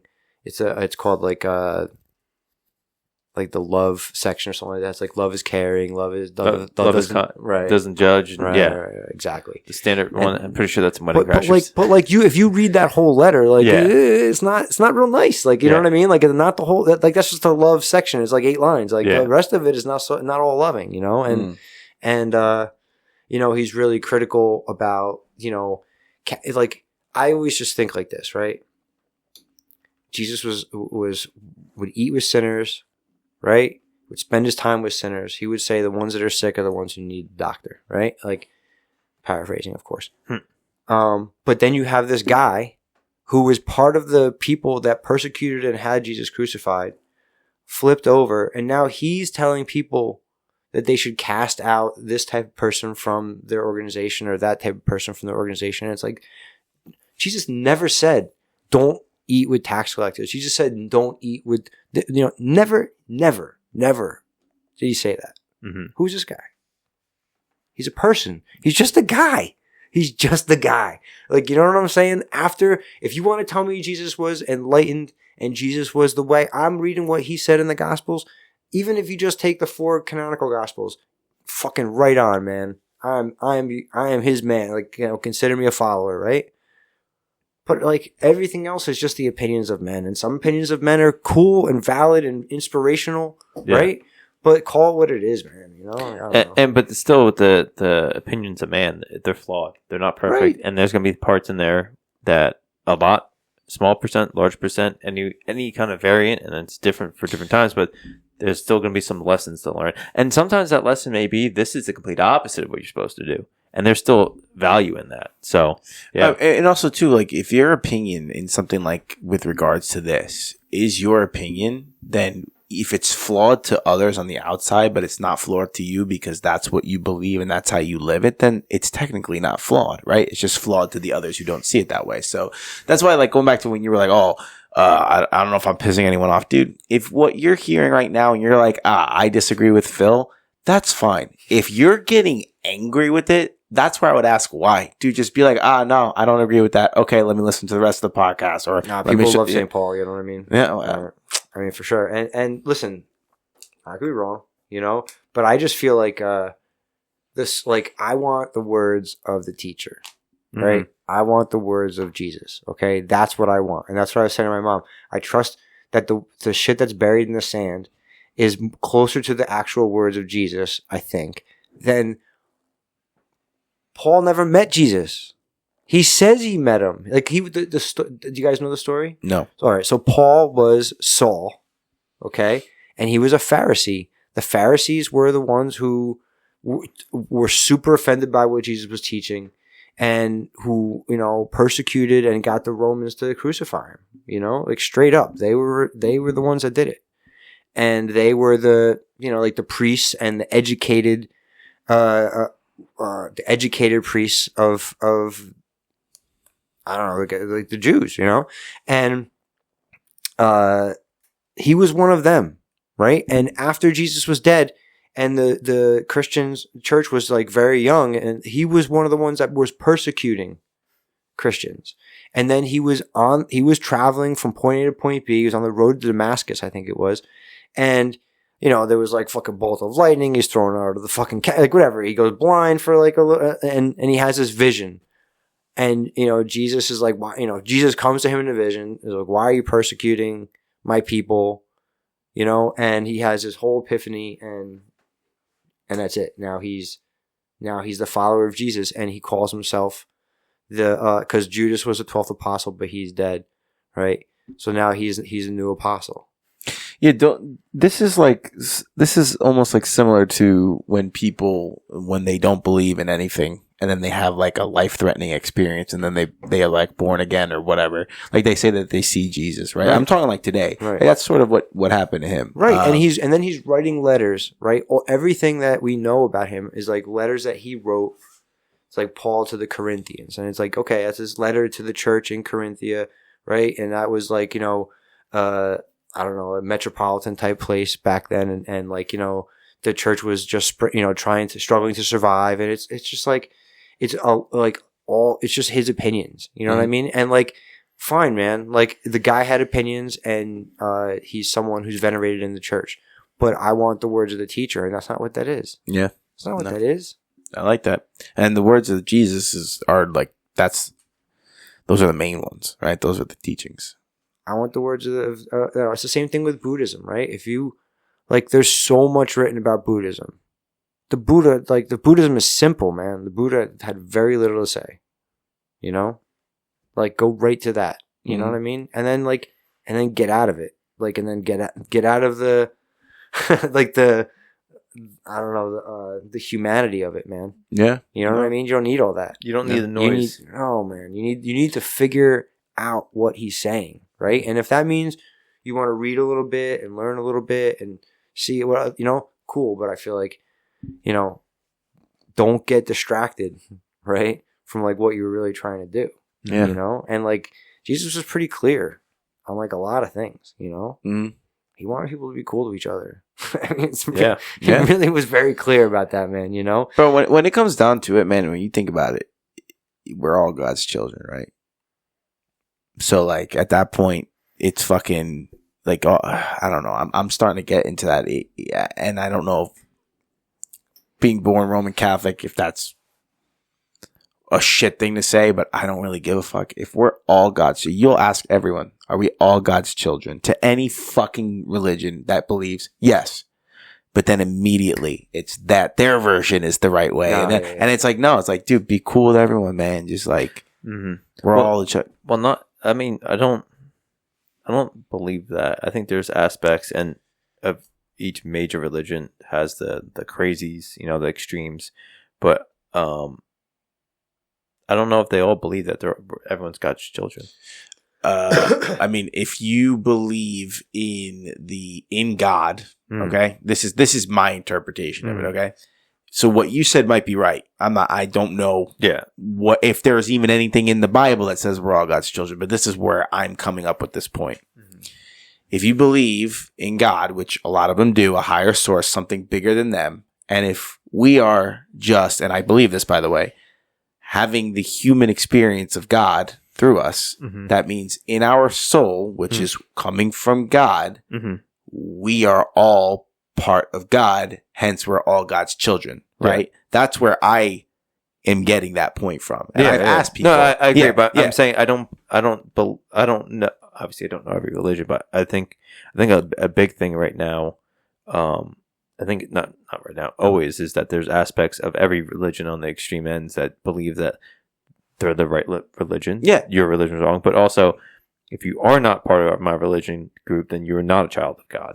Okay, I misunderstood you. Yeah, that's the interpretation a lot of people do. A lot of people, it's weird because they'll be like we're the chosen ones, you're not. Yeah, but they'll be nice to that person. Like they'll treat them like a brother. Yeah. But then deep down they'll be like, no, I'm right and you're wrong. And I'm like, that's where I had the problem. That's where I'm like, dude, what the fuck's going on here? Like, yo, I was having a conversation with someone about this who was telling me about his Islamic friends. Cause I was like, we're having this conversation. I'm like, well, how do you interpret like someone in the Amazon jungle who may have lived the nicest, the best, the most just life, but has no fucking contact with us, doesn't know about anything, just lives their life doing well. So now they damned to hell because they don't. That's human. That's the human shit. That's the human shit. That's what I'm talking about. Do you want to know? Bullshit. Do you want to know what he said? Nonsense. He said, no, I agree with you, but he goes, say that. He doesn't say that. But you want to know what's crazy? He goes, I have friends who are Islamic who told me that if it's someone like that or a child, it's automatic into heaven. I'm like, all right, are we just making up rules now? Like, what the fuck? All of it is making up rules now. All of it is making up rules now. That's all of it. All of it. Like, and that's what I mean. Okay. So I'm down with everything that Jesus said. I'm a follower of Jesus. But if I say I'm a Christian, that carries with it a whole bunch of opinions and, political stances and all this weight with it, right? Mm-hmm. And if I'm this type of Christian, I don't believe that God's in everyone. If I'm that type of Christian, I believe that they are. And if I'm this type of every religion has that. Mm-hmm. Every religion has hundreds of sects. Every religion has the fundamental bullshit. Show me, like I'm starting to hear this word like Gnostic, right? Mystic, right? That's the word that's thrown around. I don't like it's like spirituality, like all these fucking words, you know what I mean? They all have like these connotations now, especially like modern. But what I'm starting to feel like is like, yeah, man, the what the mystics and the Gnostics believe is just like, it's just very boiled down to the teachings of the teacher, and then like the meditating and the understanding of those teachings. Mm-hmm. The working that into your very being. Like it's really like Jesus said, that you'll know my followers and how they love each other. They'll love each other the way that I love them. Mm-hmm. Right? Like, all right, man. That's like, I know what I have to do tomorrow. Mm-hmm. Right? If you really believe, you know what I'm saying? Like, if you like, He said, "Don't be anxious," right? Yeah. He said a lot. You know what I mean? Like, there's a lot. There's like, well, it's you because know? living in fear is living in doubt, and that's going against our nature. You know, it's not. So it's like I believe all those things. Tell me what that has to do about this political thing or that political thing, or the churches on this side of the world or the synagogues on that side of the world. It has nothing to do with any of that, right? It has nothing to do with any of that. For us to for it's, I don't know. It's simple. You know what I mean? It's simple and doesn't. So when the humans just fuck it up, dude, left and right. They make it bad. Yeah. They really It's do. the original sin. That's what humans are. Turn away from the light. Like, you know, what we need is within us. You know what I mean? Yep. Like in each of us. You know what I mean? Like that's where it is, dude. We have to figure out a way to get in there. Yeah. Love that. Fuck. That was a great conversation for you guys to have over your turkey. Yeah, man. Gratitude. Today's about gratitude. Not Yes, sir. today, but the day you're listening to this. Or the day it comes out, I should say. Yes. Oh, so the grateful flow. I got into it yes, before, yes, okay? yes. Let's So finish what this. you do is you just start thinking about these simple things that you're grateful for, but eventually they'll start to go up and up and up, and you'll start to think like and after like 30 seconds of this, and you become very practiced with it. It really becomes a flow. And like you're not necessarily thinking of new things to throw in there, but like you're focusing on one and really feeling gratitude for really feeling it, man. And then like and then it just flows into the next thing. And the way he talks about it in the book is like this flow. It's just funneling upwards, like straight up, you know. And it parts the clouds, right, which are like your anxiety and your fear and all that shit. It can't stand up to it. It's not possible, man. Like when you're feeling grateful, there's like that's gone. That shit is gone. So and it connects you directly to the source. And he even says in the book, like, you know, I hesitate to call it God because some people don't like that, but it's God. It's God. You know, dude. we're connecting to the source. And brother, I'm telling you that like you can practice it and get fucking good at it. And like you can really, really put yourself in like a state where like you read sometimes these spiritual books and people talk about like moments of bliss. And you're like, what the fuck is bliss? Yeah. Bro, I've had bliss. I've had moments where after like while doing this, man, I've fucking gotten down on my knees and flattened myself out on the fucking floor on my belly. I couldn't get low enough to thank God for like the things in my life that I'm so fucking lucky to have. You know, anxiety gone, like zero. You know what I mean? Like, why don't I think of that in like the moment? You know what I mean? But I'm telling you, the Grateful Flow is a super powerful tool. The book is called The Tools. It's by Phil Stutz. It's fucking great. It's a short, quick read. And every tool in there is super helpful.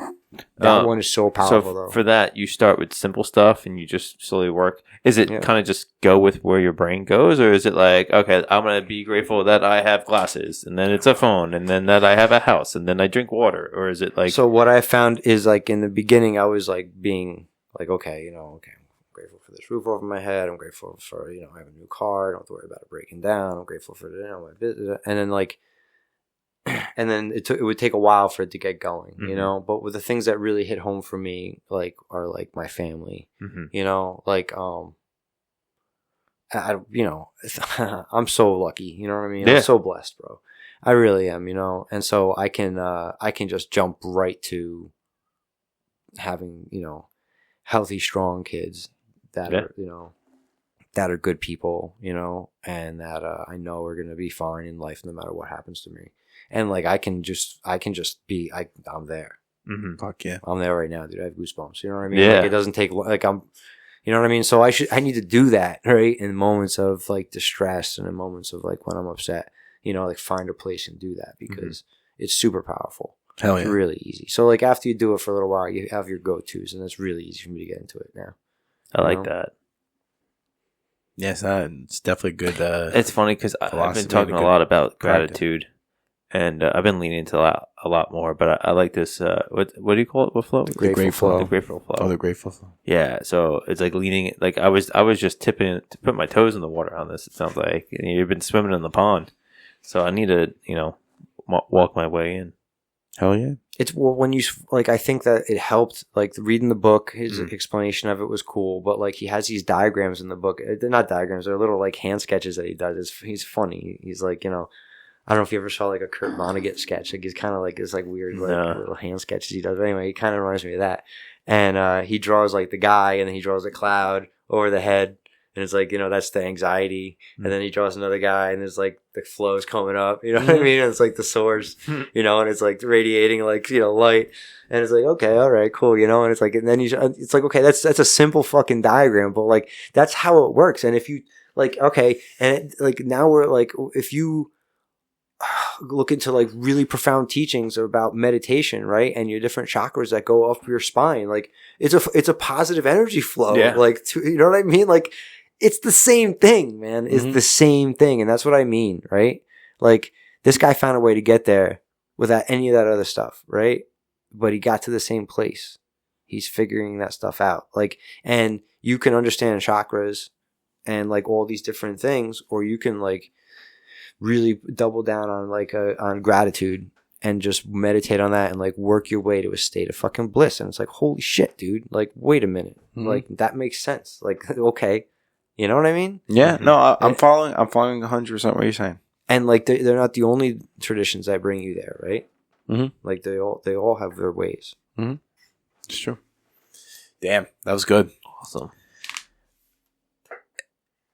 Last words. I guess you said I was gonna ask you. First of all, I struggled so hard to. I think we're all kind of fried. Last words of wisdom, but I don't even think you need to give something for our audience. You gave a lot of good stuff, so thank you for coming back on, brother. Bullshit. No, I love it. I know this is gonna be the last time that I apologize. Sorry for that wait with the fucking before. An hour. Yeah. And then next time we're not going to do on a weeknight. Yes. We're going to do a nice long recovered day where we're chilling, whatever it is, so we're not all exhausted from a long day at work. Correct. Folks, you heard it here. You had a lot of good stuff we'll be grateful for. A lot of great knowledge and nuggets from Philly over here. Good conversation. Hope you enjoyed your Thanksgiving or about to enjoy turkey. it. Yeah. Love you guys. Episode 204. We'll see you next week. Goodbye.